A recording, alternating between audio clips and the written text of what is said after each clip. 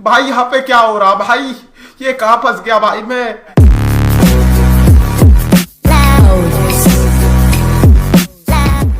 हाँ जी, तो फिर से आ चुके हैं अफगानिस्तान एंड बांग्लादेश आमने सामने। अब ये T20I सीरीज है। रिसेंटली ये एशिया कप में भी भिड़े थे।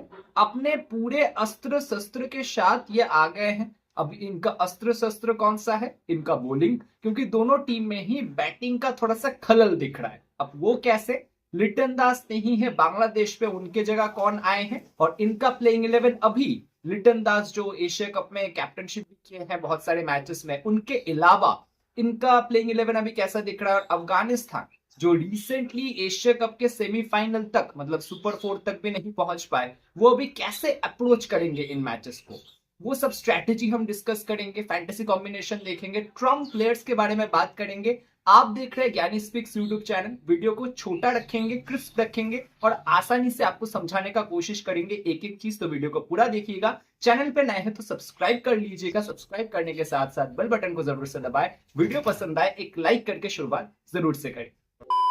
सबसे पहले हम बात करेंगे पिच एंड वेन्यू के रिगार्ड। शारजा में ये सारे मैचेस होने हैं। शारजा किसका होम वेन्यू है? बांग्लादेश का होम वेन्यू तो नहीं है। शारजा है अफगानिस्तान का होम वेन्यू। क्या रिसेंटली हमने शारजा में कोई मैचेस नोटिस किया है? याद कीजिए तो।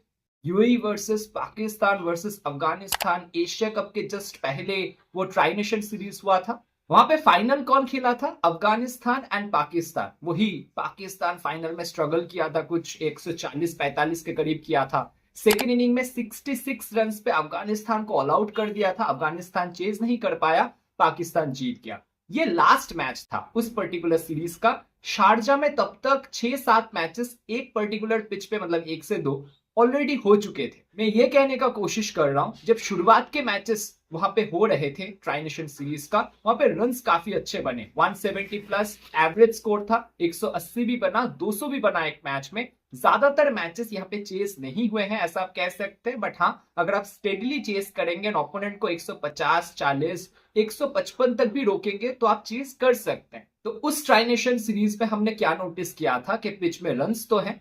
अगर आप स्ट्रेटेजी के साथ बैटिंग करते हैं, पावर प्ले में ज्यादा विकेट लूज नहीं करते हैं, क्योंकि शुरुआत में हल्का आपको मूवमेंट देखने को मिलता है, यहाँ पे अंडर लाइट्स मूवमेंट भी होता है, तो डेफिनेटली शुरुआत में अगर आप विकेट ज्यादा नहीं लूज करते हैं, पार्टनरशिप बिल्ड करने को देखते हैं, स्पिनर को मिडिल ओवर्स में अच्छा खेलते हैं, तो आप डेफिनेटली 170, 180 के करीब भी इस वेन्यू पे लेके आ सकते हैं। और इसका एक कारण ये भी है कि बाउंड्री डायमेंशन यहाँ पे आबू धाबी एंड दुबई जैसा उतना बड़ा नहीं है। शारजा कंपैरेटिवली छोटा वेन्यू है, ये आपको समझ के चलना है। तो रन्स यहाँ पे बन सकते हैं अगर पार्टनरशिप बनाने में टीम फोकस करे तो ये जो T20I सीरीज अभी शुरू हो रहा है, लगभग 1 महीने बाद यहाँ पे कोई मैच हो रहा है, तो आप फर्स्ट 1-2 मैच में डेफिनेटली रन्स का उम्मीद रखिए। जैसे जैसे मैच होते जाएंगे, पिच थोड़ा सा स्लो डाउन होता जाएगा। वो फाइनल जो हुआ था, जैसे मैंने आपको अभी जिक्र किया, वैसा आपको आखिर के कुछ मैचेस में दिख सकते हैं। एकदम स्लो सरफेस, रन्स नहीं बन रहा, एटसेट्रा एटसेट्रा।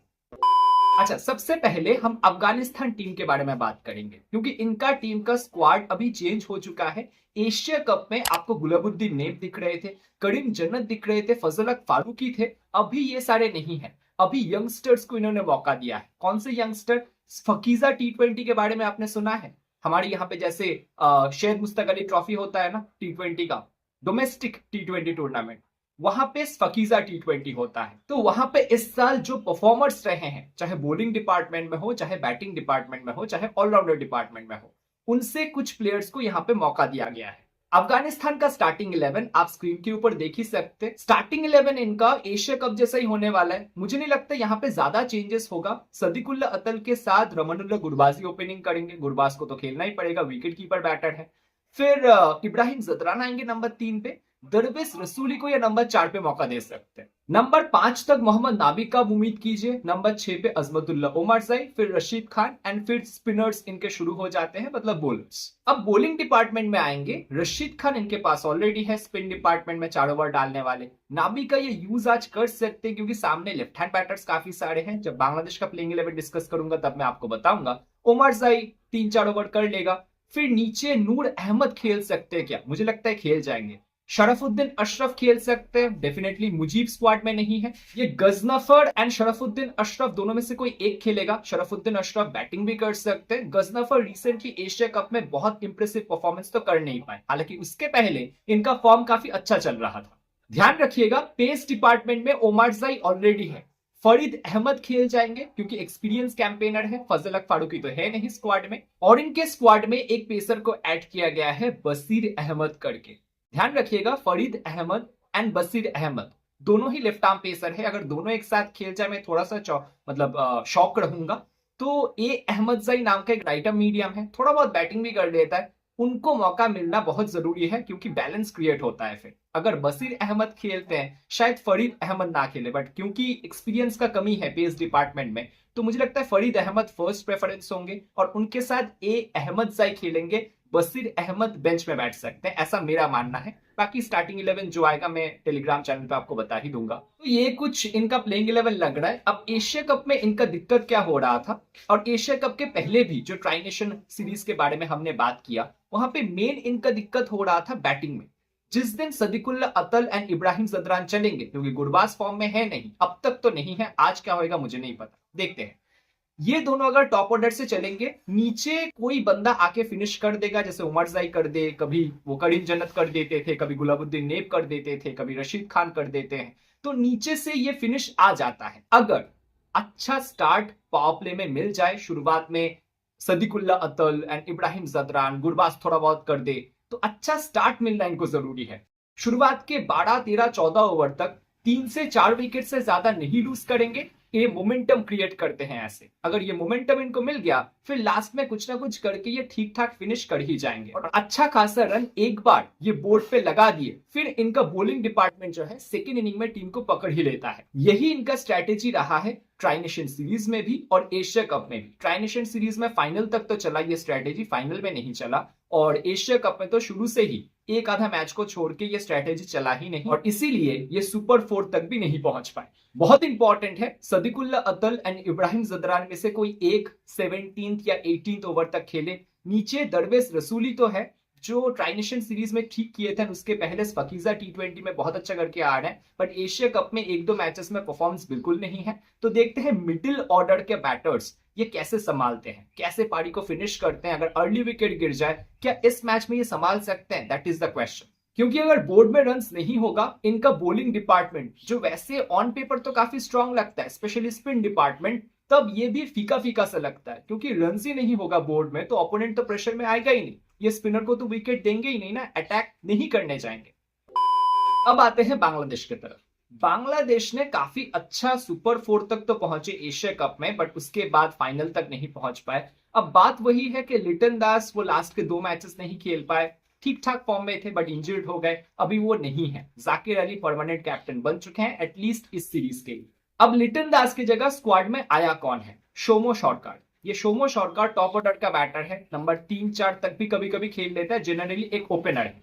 जरूरत पड़े इनसे राइट आर्म मीडियम फास्ट भी डलवाया जा सकता है, बट मुश्किल लग रहा है क्योंकि इनके पास बॉलिंग ऑप्शंस ऐसे ही बड़े पड़े हैं। एशिया कप में जिस तरीके से सैफ हसन ने परफॉर्मेंस किया, वही राइट हैंड बैटर इंडिया के सामने भी अच्छा किया था, इफ यू रिमेंबर पाकिस्तान के सामने भी अच्छा किया था। राइट आर्म ऑफ स्पिन भी पार्ट टाइम डाल लेते हैं, तो वो तो ओपनिंग करेंगे ही इस मैच में। उनके साथ तंजीद हसन, जिनसे बहुत ज्यादा उम्मीद था एशिया कप के लिए, बट परफॉर्मेंस बिल्कुल नहीं है। उसके पहले बहुत अच्छे फॉर्म से आ रहे हैं, ये ओपनिंग कर सकते हैं, या फिर इनकी जगह परवेज हुसैन इमोन को भी चांस दिया जा सकता है। शोमो शॉर्कार अगर खेले तो नंबर 3 तक आ जाएंगे। नंबर 4 पे अपना ओरिजिनल पोजीशन को रिटेन करेंगे कौन? मिडिल ऑर्डर स्टेबलाइजर तौहीद रिदवान। 5 पे शमीम हुसैन जो फिनिशर का रोल अदा करते हैं, along with captain and wicket keeper Zakir Ali आपको दिख जाएंगे। फिर मेहदी हसन नीचे फिनिशर का रोल अदा करेंगे, along with right arm off spin bowling. फिर रिशाद हुसैन, तस्किन अहमद, मुस्तफिजुर रहमान। अब तंजीम हसन शकीब या शरीफुल इस्लाम, इन दोनों में से कोई एक खेलेगा, ये बात आपको समझ के चलना है।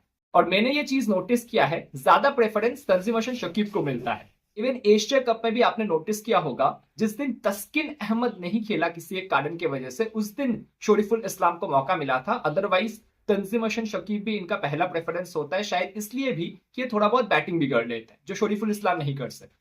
अब एशिया कप में इनका दिक्कत क्या था? इनका दिक्कत था एक आधा बैटर का ही चलना, जैसे कि सैफ हसन अकेला चलता है।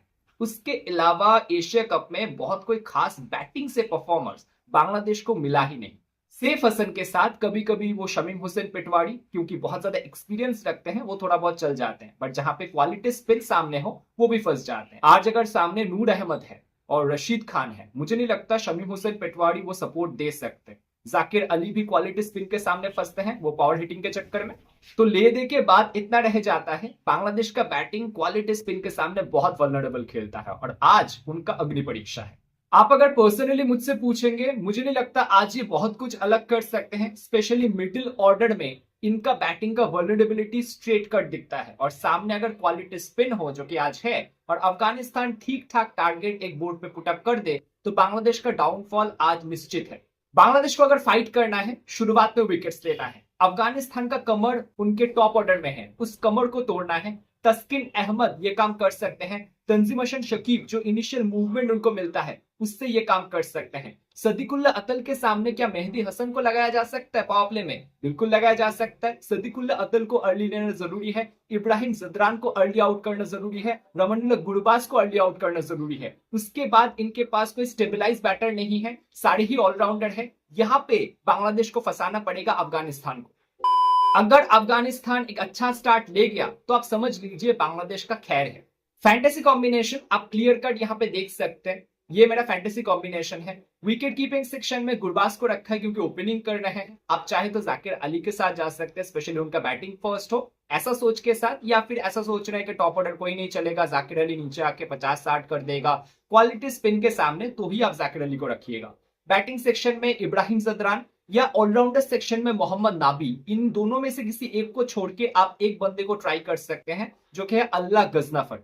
एशिया कप में नहीं चला, सामने बांग्लादेश का बैटिंग उतना भी स्ट्रांग नहीं है, तो गजनफर आपको 2 विकेट तक लेके दे सकते हैं, या फिर फरीद अहमद को भी ट्राई कर सकते हैं, स्पेशली अगर बॉलिंग फर्स्ट हो अफगानिस्तान का डेथ ओवर्स में, क्योंकि फजल हक फारूकी तो है नहीं, फरीद अहमद आ सकते हैं। अब फजल हक फारूकी के पास अच्छे खासे स्विंग मौजूद है, फरीद अहमद के पास वो स्विंग नहीं है। वो हिट द डेक बॉलिंग करते हैं, देखते हैं शारजा के अंदर हिट द डेक बॉलिंग वो कितना अच्छे इफेक्टिव लेंथ पे करते हैं, वो बहुत इंपॉर्टेंट है। अच्छे लेंथ को हिट करना, हिट द डेक बॉलिंग आप करो, अगर आप इफेक्टिव लेंथ को हिट करेंगे इन बिटवीन लेंथ, वहां पे आपको विकेट मिलने के चांसेस है। बहुत पीछे करेंगे, पुल मार देंगे, बहुत सामने करेंगे, स्ट्रेट खेल देंगे तो ज्यादा फायदा नहीं है। फिर बांग्लादेश के टीम की तरफ से Taskin and Mustafizur Rahman almost constant है। रिशाद हुसैन को मैंने रखा है ओवर मेहदी हसन। ये इसका कारण क्या है, मिडिल ऑर्डर देखेंगे ना अफगानिस्तान का, वहां पे रिशाद हुसैन इनके सामने कोलैप्स करवा सकते हैं क्योंकि सारे ही राइट हैंड बैटर्स हैं। रिशाद हुसैन एक लेग स्पिनर है, तो वो मैंने रख लिया है उनको ओवर मेहदी हसन। अच्छा, मैंने आपको एक पॉइंट बोला था कि मोहम्मद नाबी को आज रखना बहुत जरूरी है। ऐसा मैंने क्यों बोला था, क्योंकि थोड़ा बहुत बैटिंग से भी कंट्रीब्यूशन देते हैं और सामने लेफ्ट हैंड बैटर्स बहुत सारे हैं यार। कौन कौन है left hand batter? Tanzid Hasan है, परवेज हुसैन इमोन है, शोमो सरकार खेलते हैं वो है, शमीम हुसैन पिटवाड़ी आपको लेफ्ट हैंड बैटर दिख जाएंगे। तो नाबी का यूज आज काफी अच्छा हो सकता है। ग्रैंड लीग में सीबीसी भी आप ट्राई कर सकते हैं फैंटेसी के अंदर। और एक चीज मैंने आपको बार बार चीख चीख के बोला है हमेशा, Rashid Khan left hand batters को आउट करने में मजा आता है, उनको पसंद आता है, वो एंगल वो बहुत अच्छा काफी अच्छा क्रिएट करते हैं। तो रशीद खान भी आज काफी अच्छा कर सकते हैं। एंड नूर अहमद, उनका नेचुरल एंगल क्या होगा, लेफ्ट हैंडर्स की तरफ बॉल पड़ के बाहर जाएगा, ये चीज आपको ध्यान रखना है। तो नूर अहमद खेलना जरूरी है, रशीद खान डिट्रीमेंटल होंगे लेफ्ट हैंड बैटर्स के सामने, और नाबी का यूज बहुत अच्छे से हो सकता है। दोस्तों कैप्टन मैंने ओमारजाई को किया है क्योंकि बैटिंग से काफी अच्छे फॉर्म में थे एशिया कप में, प्लस बॉलिंग भी करेंगे, और क्योंकि एक्सपीरियंस का कमी है पेस डिपार्टमेंट में, तो ओमारजाई 3 ओवर तक तो मैं एक्सपेक्ट कर रहा हूँ। और vice captain Rashid Khan batting and bowling से कंट्रीब्यूशन देंगे। आप चाहो तो चेंज करके सदीकुल्ला अतल के साथ जा सकते हैं, मुस्तफिजुर रहमान बॉलिंग फर्स्ट कर, या तस्किन अहमद, इन दोनों में से आप ट्राई कर सकते हैं। जाते जाते एक ट्रम्प प्लेयर के बारे में बताता जा रहा हूं, मुझे नहीं लगता आज खेलेंगे, बट अगर खेलते हैं डब्लू तड़खिल, वकीमुल्ला तड़खिल। रिसेंटली फकीजा T20 जो हुआ था वहां पे one of the highest run scorer में से रहे थे। बहुत अच्छे टेक्निकली स्ट्रॉन्ग बैटर है, एकदम लंबे कद के, और बहुत ही फेयर स्किन है उनका, मतलब मैं ये बता रहा हूं क्योंकि मैंने उनको खेलते हुए देखा है। बहुत अच्छे प्लेयर हैं, डेब्यू अगर करें तो आप बिल्कुल ट्राई कीजिएगा अपने ग्रैंडी के कॉम्बिनेशन में। ओपनिंग करेंगे अगर वो खेले तो नंबर 3 तक भी खेल सकते, उसके नीचे नहीं खेलेंगे। अगर आपको दिखता है कि नंबर 4-5 पे इनको मौका दिया गया है, फिर आपको नहीं ट्राई करना है। अगर टॉप ऑर्डर में मौका दिया जाए तो डब्लू तड़खिल अफगानिस्तान के प्लेयर हैं, बिल्कुल आप ट्राई कीजिएगा।